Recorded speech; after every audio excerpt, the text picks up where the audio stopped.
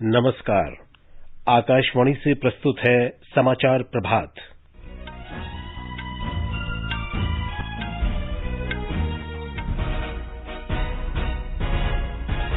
प्रधानमंत्री नरेंद्र मोदी आज हिमाचल प्रदेश के रोहतांग में विश्व की सबसे लंबी राजमार्ग सुरंग अटल सुरंग का उद्घाटन करेंगे। प्रधानमंत्री ने कहा, आत्मनिर्भर भारत अभियान में पूरे विश्व का हित निहित। आत्मनिर्भर भारत का लक्ष्य हासिल करने में सहयोग के लिए शोधार्थियों और शिक्षाविदों को आमंत्रित किया। जल शक्ति मंत्री गजेंद्र सिंह शेखावत ने स्कूलों और आंगनवाड़ी केंद्रों में नल से पीने का पानी उपलब्ध कराने के लिए 100 दिन के अभियान की शुरुआत की। उत्तर प्रदेश सरकार ने हाथरस मामले में 5 पुलिसकर्मियों को निलंबित किया। 25 राज्यों और केंद्र शासित प्रदेशों में पिछले सप्ताह के दौरान इलाज करा रहे कोविड मरीजों की संख्या कम हुई। और आईपीएल क्रिकेट में अबू धाबी में सनराइजर्स हैदराबाद ने चेन्नई सुपर किंग्स को 7 रन से हराया।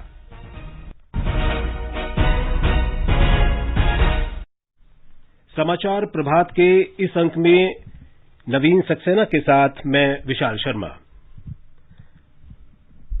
महात्मा गांधी की 151वीं जयंती समारोह के उपलक्ष्य में हम बुलेटिन की शुरुआत बापू की बात से कर रहे हैं। महात्मा गांधी ने एक प्रार्थना सभा के बाद कहा था कि ईश्वर हमेशा हमें सही मार्ग दिखाता है। मेरा ईश्वर मुझको रोकता है शराब पीने से, मेरा ईश्वर मुझको रोकता है व्यभिचार करने से, मेरा ईश्वर मुझको रोकता है किसी का खून करने से, मेरा ईश्वर रोकता है मुझको किसी को झुठलाने के लिए, किसी को धोखा देने से। वो तो ईश्वर है, उसका वो तो ईश्वर के सब गुण बने कि वो ईश्वर का गुण का मैं श्रवण करूं तो ईश्वर के नजदीक में पहुंच जाऊं। मैं ईश्वर का काम न करूं और पीछे ईश्वर का नाम दूं तो ईश्वर को धोखा देता हूं, सारा संसार को धोखा देता हूं और मैं पीछे धर्मी मिल जाता हूं, अधर्मी रहता हूं। तो मैं तो अधर्मी की हैसियत से जिंदा रहना ही नहीं चाहता हूं। प्रधानमंत्री नरेंद्र मोदी आज हिमाचल प्रदेश के रोहतांग में अटल सुरंग का उद्घाटन करेंगे। ये विश्व की सबसे लंबी राजमार्ग सुरंग है। हिमालय क्षेत्र की पीर पंजाल पहाड़ियों में समुद्र तल से 10,000 फुट की ऊंचाई पर अत्याधुनिक तकनीक और इलेक्ट्रोमैकेनिकल प्रणाली से इसका निर्माण किया गया है। लगभग 9 किलोमीटर लंबी ये सुरंग मनाली को लाहौल स्पीति घाटी से जोड़ती है। इससे पहले भारी हिमपात के कारण इस घाटी से संपर्क लगभग 6 महीने के लिए बाधित हो जाता था। रक्षा मंत्री राजनाथ सिंह भी इस अवसर पर उपस्थित रहेंगे। एक दिन के दौरे में प्रधानमंत्री 2 जनसभाओं को भी संबोधित करेंगे। हमारे संवाददाता ने बताया है कि राज्य सरकार ने कार्यक्रम के सीधे प्रसारण की व्यवस्था की है ताकि राज्य के प्रत्येक क्षेत्र तक इसकी पहुंच सुनिश्चित हो सके। आज सुबह से लोग अपनी पारंपरिक वेशभूषा में प्रधानमंत्री नरेंद्र मोदी को देखने और सुनने के लिए पहुंचने लगे हैं। सुरंग के उद्घाटन को लेकर स्थानीय लोगों में काफी उत्साह है। प्रधानमंत्री के दौरे को देखते हुए सुरक्षा के व्यापक इंतजाम किए गए हैं। प्रधानमंत्री आज सुबह 10 बजे मनाली में सुरंग के दक्षिणी छोर पर पहुंचेंगे, जहां वे पट्टिका का अनावरण कर अटल सुरंग का उद्घाटन करेंगे। वे अटल सुरंग से होते हुए सुरंग के उत्तरी छोर शिशु भी जाएंगे, जो कि लाहौल स्पीति जिले में स्थित है। इस दौरान वे उत्तरी छोर से मनाली की तरफ एचआरटीसी की बस को फ्लैग ऑफ कर रवाना करेंगे। अपने अल्प प्रवास के दौरान प्रधानमंत्री बीआरओ के अधिकारियों व निर्माण टीम के साथ बातचीत भी करेंगे। वहीं इस अवसर पर प्रधानमंत्री 2 सार्वजनिक सभाओं को संबोधित करेंगे, जिसमें एक सोलंग कुल्लू जिले के मनाली में और दूसरा लाहौल स्पीति जिले के शिशु में होगा। वहीं कोरोना संक्रमण के मद्देनजर सामाजिक दूरी को ध्यान में रखते हुए प्रत्येक सभाओं में 200 से अधिक लोगों के सम्मिलित होने की अनुमति नहीं होगी। राज्य सरकार ने जिला मुख्यालयों और अन्य स्थानों पर एलईडी स्क्रीन लगाए हैं ताकि लोग रोहतांग से ऐतिहासिक अटल टनल रोहतांग के उद्घाटन का सीधा प्रसारण देख सके। आकाशवाणी समाचार के लिए रोहतांग लाहौल स्पीति से संजीव सुंदरियाल। भारतीय इस्पात प्राधिकरण लिमिटेड सेल ने रोहतांग में नवनिर्मित अटल सुरंग के लिए इस्पात के अधिकांश भाग की आपूर्ति की है। सेल ने इस पूरी परियोजना में लगे 15,000 टन इस्पात में से 9,000 टन से अधिक की आपूर्ति की। इस्पात मंत्री धर्मेंद्र प्रधान ने भारतीय इस्पात प्राधिकरण लिमिटेड की सराहना की है। उन्होंने कहा है कि इस सुरंग से स्थानीय लोगों को फायदा होगा, साथ ही रणनीतिक आवाजाही के लिए भी ये उपयोगी होगी। श्री प्रधान ने कहा कि इससे स्पीति घाटी से संपर्क भी बढ़ेगा। अटल सुरंग हिमाचल प्रदेश में मनाली तथा लाहौल और स्पीति घाटी के बीच वर्ष भर हर मौसम में संपर्क उपलब्ध कराएगी। प्रधानमंत्री नरेंद्र मोदी ने कहा है कि आत्मनिर्भर भारत कार्यक्रम में पूरे विश्व का हित निहित है। उन्होंने आत्मनिर्भर भारत का लक्ष्य हासिल करने में सहयोग के लिए शोधकर्ताओं और शिक्षाविदों को आमंत्रित किया है। कल शाम वीडियो कॉन्फ्रेंस के माध्यम से वैश्विक भारतीय वैज्ञानिक सम्मेलन में प्रधानमंत्री ने कहा कि भारत ने हाल में कई सुधार लागू किए हैं, जिनसे उद्योग और शिक्षा जगत को नए अवसर मिलेंगे।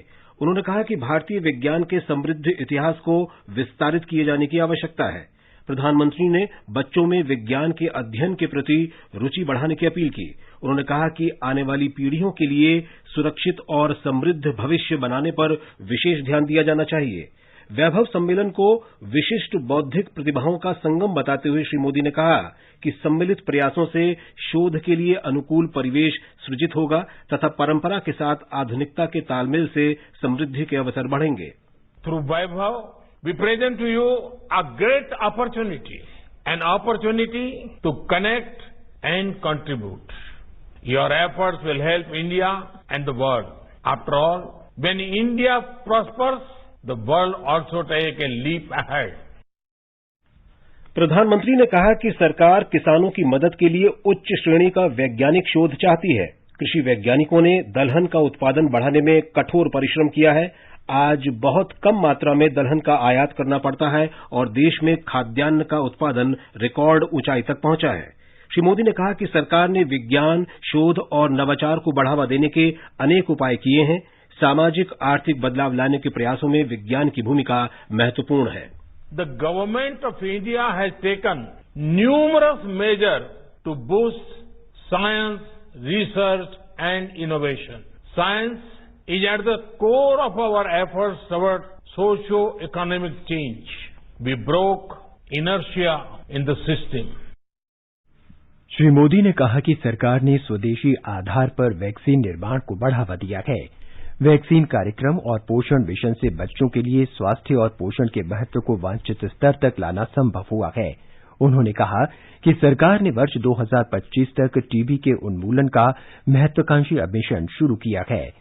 2025 की समय सीमा वैश्विक लक्ष्य से 5 वर्ष पहले है। The long break in vaccine introduction was broken. In 2014, 4 new vaccines were introduced into our immunization program. This included an indigenously developed rotavirus vaccine. We encourage indigenous vaccine production also. Recently, we also gave market authorization for an indigenously developed pneumococcal vaccine. These vaccination program and our Poshan mission take the health and nutrition of our children to the level of importance it deserves. प्रधानमंत्री ने super computing और cyber प्रणाली में भारत के प्रमुख अभियानों का भी उल्लेख किया। आर्टिफिशियल इंटेलिजेंस, रोबोटिक्स, सेंसर और डेटा विश्लेषण में मौलिक शोध का जिक्र करते हुए श्री मोदी ने कहा कि इससे स्टार्टअप और मेक इन इंडिया को बढ़ावा मिलेगा। उन्होंने कहा इस वैश्विक सम्मेलन से शिक्षा और शोध क्षेत्र में उपयोगी सहयोग समन्वय बढ़ेगा। भारतवंशियों के प्रयास इसके लिए अनुकूल परिवेश तैयार करने में सहायक होंगे। हमारे संवाददाता ने बताया कि 55 देशों के 3000 से अधिक भारतीय मूल के शिक्षाविद और वैज्ञानिक तथा देश के 10,000 से अधिक शिक्षाविद और वैज्ञानिक इस वैश्विक वर्चुअल सम्मेलन में भाग ले रहे हैं। सम्मेलन इस महीने की 31 तारीख को संपन्न होगा।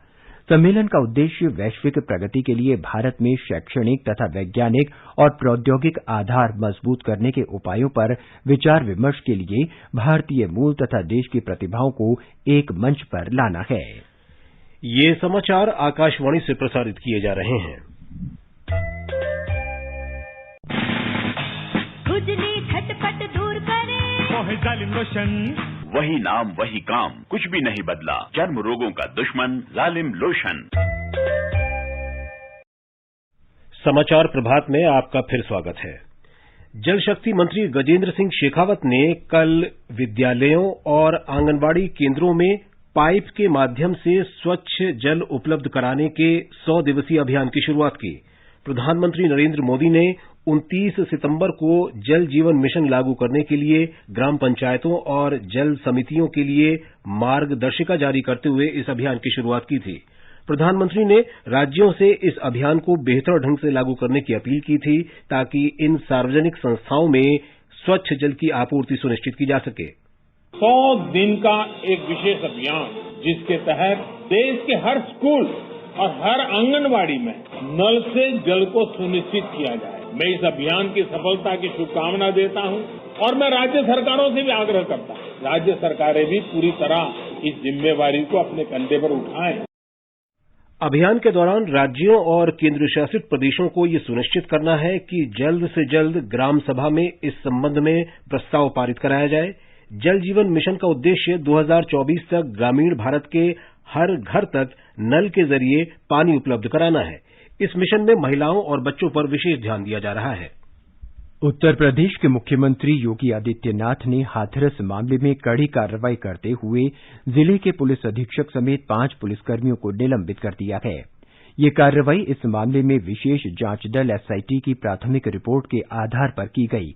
एसआईटी ने इस मामले से जुड़े लोगों का नार्को और पॉलीग्राफ जांच करने का निर्णय लिया है। ब्यौरा हमारे संवाददाता से। विशेष जांच दल की रिपोर्ट मिलने के बाद मुख्यमंत्री योगी आदित्यनाथ ने लापरवाही बरतने और लचर पर्यवेक्षण के आरोप में हाथरस के पुलिस अधीक्षक विक्रांत वीर को निलंबित कर दिया। इसके अलावा 19 वर्षीय युवती के कथित गैंग रेप और मृत्यु के मामले की जांच से जुड़े तत्कालीन क्षेत्राधिकारी राम सबन, प्रभारी निरीक्षक दिनेश मीणा, उप निरीक्षक जगबीर सिंह और मुहर्रिर महेश पाल को भी निलंबित कर दिया गया है। शामली जिले के पुलिस अधीक्षक मनीष जायसवाल को हाथरस का नया पुलिस अधीक्षक बनाया गया है। इस बीच मुख्यमंत्री योगी आदित्यनाथ ने कहा है कि उत्तर प्रदेश में माताओं बहनों के सम्मान और स्वाभिमान को क्षति पहुंचाने का विचार मात्र रखने वालों का समूल नाश सुनिश्चित है। अपने ट्वीट संदेश में उन्होंने कहा कि इन्हें ऐसा दंड मिलेगा जो भविष्य में उदाहरण प्रस्तुत करेगा। उन्होंने कहा कि उत्तर प्रदेश सरकार प्रत्येक माता बहन की सुरक्षा एवं विकास हेतु संकल्पबद्ध है। सुशील चंद्र तिवारी, आकाशवाणी समाचार, लखनऊ। सरकार ने कहा है कि 25 राज्यों और केंद्र शासित प्रदेशों में पिछले सप्ताह कोरोना संक्रमण का उपचार करा रहे रोगियों की संख्या में कमी आई है। स्वास्थ्य मंत्रालय ने एक ट्वीट में कहा कि प्रतिदिन संक्रमण मुक्त होने वालों की संख्या में वृद्धि और मृत्यु दर में लगातार कमी से उपचाराधीन रोगियों की संख्या कम हो रही है। देश में कोविड-19 से स्वस्थ होने की दर 83.70% हो गई है। महामारी से ठीक हुए लोगों की संख्या में लगातार बढ़ोतरी हो रही है। पिछले 24 घंटे में करीब 79,000 लोगों के ठीक होने के बाद अब तक इस संक्रमण से ठीक हुए लोगों की कुल संख्या 53,50,000 से अधिक हो गई है। स्वास्थ्य मंत्रालय ने कहा है कि ठीक हुए लोगों और इलाज करा रहे रोगियों की संख्या के बीच का अंतर लगातार बढ़ रहा है। ठीक हुए लोगों की संख्या में लगातार वृद्धि होने से देश में कोविड रोगियों का प्रतिशत कम करने में मदद मिली है, जो इस समय कुल संक्रमित मामलों का केवल 14.74% है। स्वस्थ हुए लोगों की संख्या इलाज करा रहे लोगों की तुलना में 5 गुना से भी अधिक हो गई है। गुजरात सरकार ने अनलॉक 5 के लिए केंद्र सरकार की तर्ज पर पूरे राज्य में दिशा निर्देश जारी कर दिए हैं। नए दिशा निर्देशों के अनुसार सिनेमाघर और मल्टीप्लेक्स इस महीने की 15 तारीख से 50% क्षमता के साथ खुलेंगे। वहीं सरकारी और निजी बसें 75% क्षमता के साथ चलेंगी। हमारे अहमदाबाद संवाददाता ने बताया है कि कल राज्य में 1,310 मरीजों में कोविड-19 संक्रमण की पुष्टि हुई। गुजरात में अब तक 1,19,815 मरीज कोविड-19 से ठीक हो चुके हैं। कल 1,372 मरीजों को अस्पतालों से छुट्टी दी गई। राज्य में मरीजों के ठीक होने की दर बढ़कर 85.55% हो चुकी है। इस बीच राज्य में संक्रमण के मामलों की कुल संख्या 1,40,000 को पार कर गई है। अब तक 45,31,000 से अधिक लोगों का कोविड-19 के लिए परीक्षण किया जा चुका है। इसमें से 56,732 परीक्षण कल एक ही दिन में किए गए। राज्य में सबसे अधिक 278 नए मामले कल सूरत में दर्ज हुए। इस वक्त 16,762 सक्रिय मामले हैं, जिसमें से 84 मरीज वेंटिलेटर पर है। कल 15 मरीजों की मृत्यु के साथ कोविड-19 से जान गंवाने वाले मरीजों की संख्या 3,478 हो चुकी है। योगेश पंड्या, आकाशवाणी समाचार, अहमदाबाद।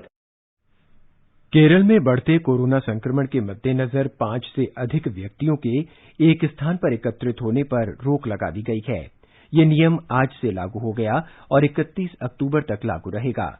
कोझिकोड, तिरुवनंतपुरम, एर्नाकुलम और मलप्पुरम जिलों में संक्रमण तेजी से फैल रहा है। राज्य में संक्रमण से मृतकों की संख्या 791 हो गई है। इस समय 77,482 मरीजों का इलाज चल रहा है। तमिलनाडु में कोविड संक्रमित लोगों की संख्या करीब 6,09,000 हो गई है, जबकि लगभग 5,53,000 लोग संक्रमण मुक्त हो चुके हैं। राज्य के स्थानीय निकाय मंत्री एसपी वेलुमणि ने समीक्षा बैठक में कहा कि चेन्नई में संक्रमण की रोकथाम के लिए अब तक 1 लाख से अधिक सब्जी और फल विक्रेताओं की जांच की गई। महाराष्ट्र सरकार ने कोविड उपचार के लिए 633 करोड़ 92 लाख रुपए मूल्य की औषधि और उपकरणों की खरीद की मंजूरी दी है। स्वास्थ्य विभाग से 1 अक्टूबर को जारी आदेश के जरिए यह स्वीकृति दी गई। इस बीच राज्य में मेरा परिवार मेरी जिम्मेदारी अभियान को नागरिकों का भरपूर समर्थन मिल रहा है।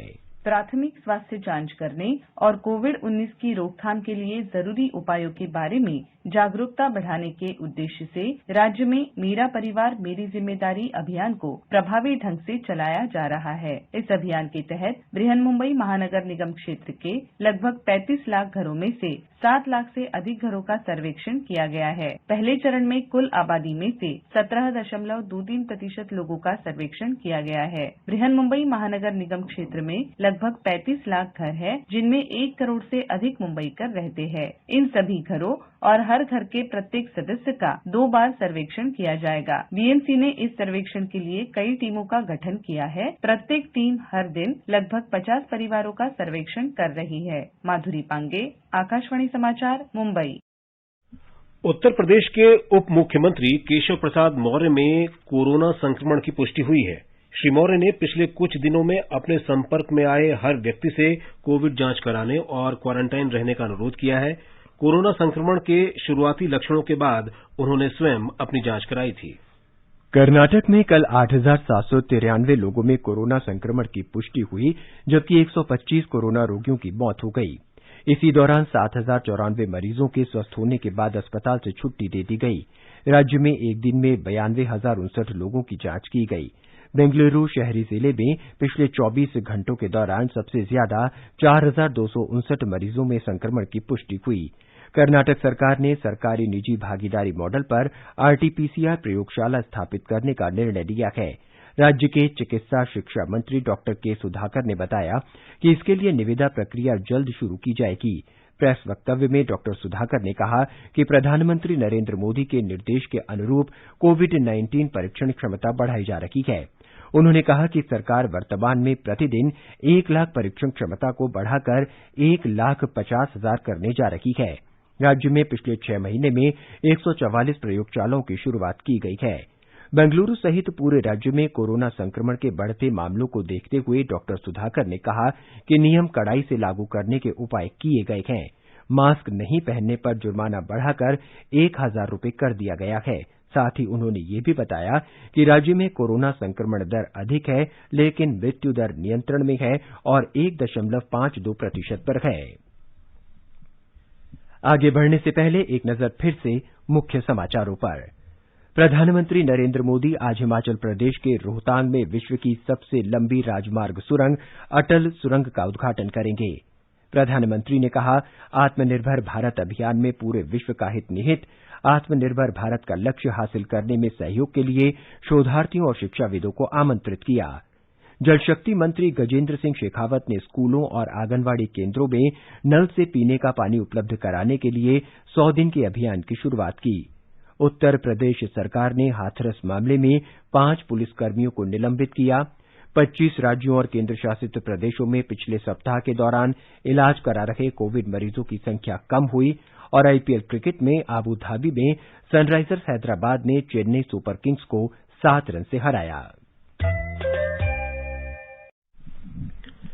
मध्य प्रदेश में महिलाओं के एक समूह ने कठोर परिश्रम से स्वावलंबन की नई कहानी लिखी है। गांव के जल संकट का समाधान करते हुए उन्होंने सामुदायिक पहल का उदाहरण प्रस्तुत किया है। अब इन महिलाओं को जल सहेली नाम से जाना जा रहा है। छतरपुर जिले के बड़ा मलहरा ब्लॉक के भेलदा गांव की 100 से ज्यादा महिलाओं ने एक स्वयंसेवी संगठन और वन विभाग की मदद से 107 मीटर लंबे पहाड़ को काटकर एक ऐसी नहर बना दी है जिससे बारिश का पानी उनके गांव के सूखे तालाब में भरने लगा है। जल सहेली बबीता राजपूत ने बताया, हमारा नाम बबीता राजपूत। तालाब तो बहुत दिनों से बना हुआ, लेकिन उसमें अधिक पानी नहीं जाता था। सारी जल सहेलियों ने मिल करके एक यहाँ से जंगल का पानी रोककर और तालाब में एक नाला के द्वारा पहुंचाया, जिससे एक ही बारिश में हम लोगों का तालाब बहुत सारा भर गया। पहले बरसात का पानी पहाड़ों के जरिए बहकर बेकार चला जाता था। इस पानी को तालाब में सहेज कर महिलाओं ने गांव की दशा और दिशा दोनों बदल दी है। करीब 40 एकड़ में बना ये तालाब अब लबालब भर गया है। गांव की बत्तीबाई बताती हैं कि भू जल स्तर बढ़ने से सूखे कुओं और हैंडपंप में भी पानी आ गया है। सब महिला जोड़ के गाँव की बस्ती की 250 महिला जोड़ करके वो हमने महिला कटा के अपने तालाब में पानी करा रहा है। इन महिलाओं की मेहनत देखकर उम्मीद जगती है कि नामुमकिन कुछ भी नहीं, जरूरत है तो बस संकल्प लेने की। छतरपुर से सुनील पांडे के साथ संजीव शर्मा, आकाशवाणी समाचार, भोपाल। कर्नाटक में राष्ट्रीय कृषि और ग्रामीण विकास बैंक नाबार्ड के क्षेत्रीय कार्यालय ने स्वच्छ भारत मिशन के तहत जल, स्वच्छता और स्वास्थ्य के बारे में जागरूकता को बढ़ावा देने के लिए स्वच्छता साक्षरता अभियान की शुरुआत की। गांधी जयंती पर कल बेंगलुरु में इस अभियान की शुरुआत करते हुए नाबार्ड के मुख्य महाप्रबंधक धीरज कुमार वर्मा ने कहा कि ग्रामीण जनता के बीच स्वच्छता और स्वास्थ्य संबंधी अच्छी आदतों को बनाए रखने के लिए निरंतर जागरूकता की आवश्यकता है। उन्होंने कहा कि अगले वर्ष 26 जनवरी को समाप्त हो रहा यह अभियान देश भर के वाणिज्यिक और क्षेत्रीय ग्रामीण बैंकों तथा सहकारी समितियों और गैर बैंकिंग वित्तीय संस्थानों को 6.65% की दर से 800 करोड़ रुपए की विशेष पुनर्वित्तीय सुविधा उपलब्ध कराएगा। नाबार्ड के कर्नाटक क्षेत्रीय कार्यालय ने 3% की रियायती दर पर राज्य में वाटरशेड और वाड़ी क्षेत्रों के लिए विशेष पुनर्वित्तीय सुविधा शुरू की है। इस कार्यक्रम से कर्नाटक विकास ग्रामीण बैंक लाभान्वित हुआ है। इसने बेलगावी जिले के 43 लाभार्थियों को 55,25,000 रुपए का सावधि ऋण प्रदान करने की घोषणा की है। इसके साथ ही कुलबर्गी और शिवमोगा जिलों में 55 लाभार्थियों को 58,40,00,000 रुपए का सावधि ऋण प्रदान किया गया है। इस खरीफ मौसम में 3 राज्यों हरियाणा, पंजाब और उत्तर प्रदेश में 1,97,000 टन से ज्यादा धान की खरीदारी की गई है। कृषि मंत्रालय ने कहा है कि इससे करीब 16,000 से ज्यादा किसान लाभान्वित हुए हैं और उन्हें न्यूनतम समर्थन मूल्य के रूप में 372 करोड़ रुपए से अधिक की राशि दी गई है। वर्ष 2020-21 के लिए धान की खरीद चल रही है। एक सप्ताह में इसमें और तेजी आएगी। कल से हरियाणा में वर्ष 2020-21 के लिए न्यूनतम समर्थन मूल्य पर कपास की खरीदारी शुरू हो गई। भारतीय कपास निगम लिमिटेड ने खरीदारी में तेजी लाने के उपाय किए हैं। लद्दाख स्वायत्त पर्वतीय विकास परिषद के 6ठे आम परिषद चुनाव के लिए नामांकन दाखिल करने का आज अंतिम दिन है। हमारे संवाददाता ने बताया कि 5 दिन बढ़ाए जाने के बाद नामांकन भरने की समय सीमा आज समाप्त हो रही है।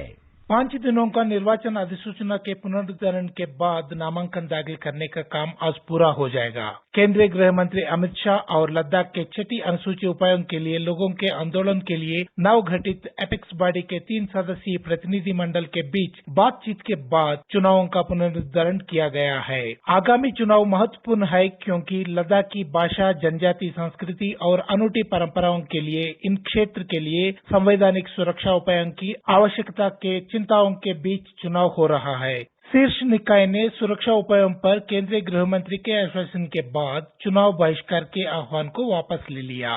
30 सदस्यीय लेह हिल काउंसिल परिषद के 26 परिषद निर्वाचन क्षेत्रों के लिए मतदान इस महीने की 22 तारीख को होगा। लद्दाख केंद्र शासित प्रदेश बनने के बाद और कोविड-19 महामारी के बाद यह देश का पहला चुनाव है। एंचन दोलमा के साथ आकाशवाणी समाचार के लिए लेह से रमेश चंद्रा।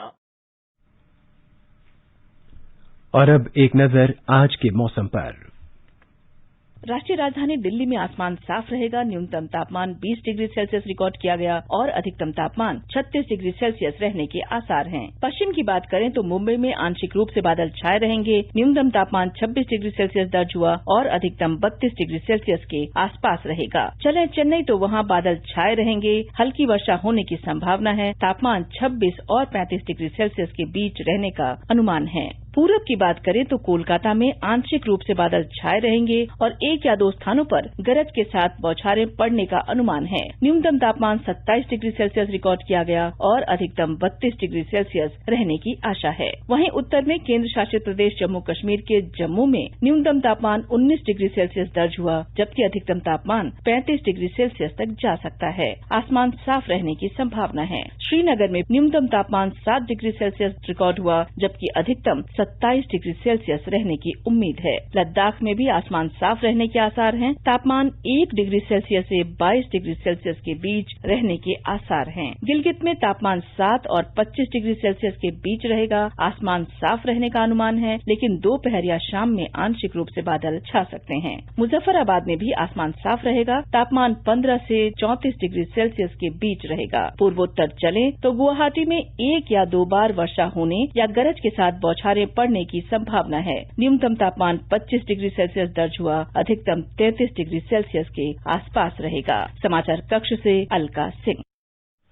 आईपीएल क्रिकेट में कल रात दुबई में सनराइजर्स हैदराबाद ने चेन्नई सुपर किंग्स को 7 रन से हरा दिया। हैदराबाद ने निर्धारित 20 ओवर में 5 विकेट पर 164 रन बनाए।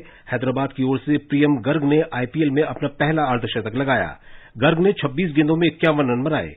प्रियम गर्ग को मैन ऑफ द मैच घोषित किया गया। जवाब में चेन्नई की टीम 5 विकेट पर 157 रन ही बना सकी। रविंद्र जडेजा ने 35 गेंदों में सर्वाधिक 50 रन बनाए।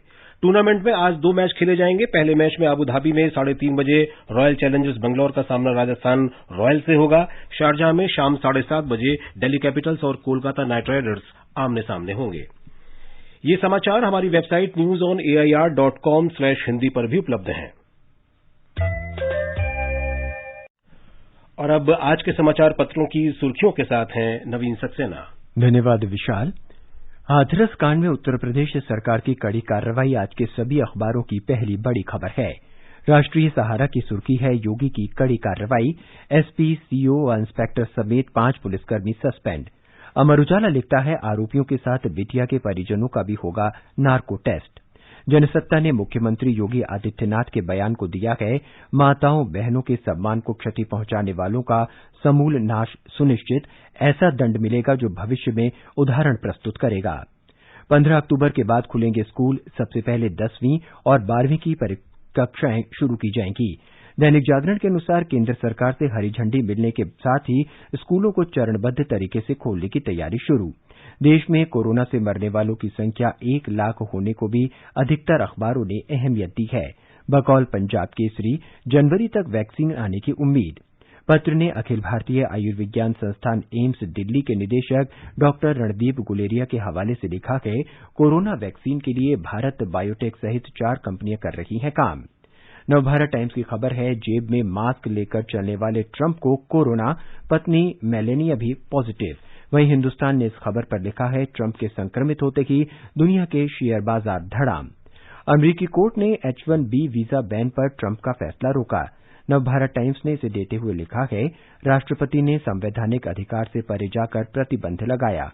पत्र के अनुसार इस फैसले से हजारों भारतीय आईटी पेशेवरों को मिलेगी राहत और बढ़ेगी भारत की सैन्य ताकत शीर्षक से दैनिक ट्रिब्यून का कहना है अमेरिका से 6 और C-130J सुपर हरक्यूलिस विमान खरीदेगा भारत। पटरी पर आती अर्थव्यवस्था।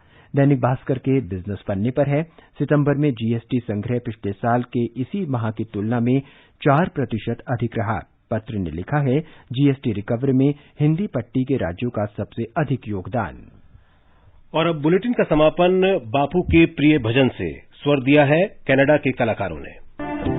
वैष्णव जन तो तेरे गाए जे पीठ पर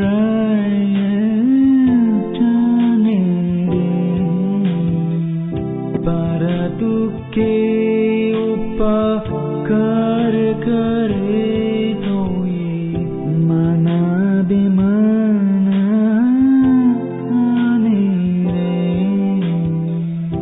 वैष्णव जन तो और अंत में मुख्य समाचार एक बार फिर। प्रधानमंत्री नरेंद्र मोदी आज हिमाचल प्रदेश के रोहतांग में विश्व की सबसे लंबी राजमार्ग सुरंग अटल सुरंग का उद्घाटन करेंगे। प्रधानमंत्री ने कहा आत्मनिर्भर भारत अभियान में पूरे विश्व का हित निहित। आत्मनिर्भर भारत का लक्ष्य हासिल करने में सहयोग के लिए शोधार्थियों और शिक्षाविदों को आमंत्रित किया। जल शक्ति मंत्री गजेंद्र सिंह शेखावत ने स्कूलों और आंगनबाड़ी केंद्रों में नल से पीने का पानी उपलब्ध कराने के लिए 100 दिन के अभियान की शुरुआत की। उत्तर प्रदेश सरकार ने हाथरस मामले में 5 पुलिसकर्मियों को निलंबित किया। 25 राज्यों और केंद्र शासित प्रदेशों में पिछले सप्ताह के दौरान इलाज करा रहे कोविड मरीजों की संख्या कम हुई और आईपीएल क्रिकेट में अबुधाबी में सनराइजर्स हैदराबाद ने चेन्नई सुपर किंग्स को 7 रन से हराया। इसके साथ ही समाचार प्रभात का ये अंक समाप्त हुआ। नमस्कार।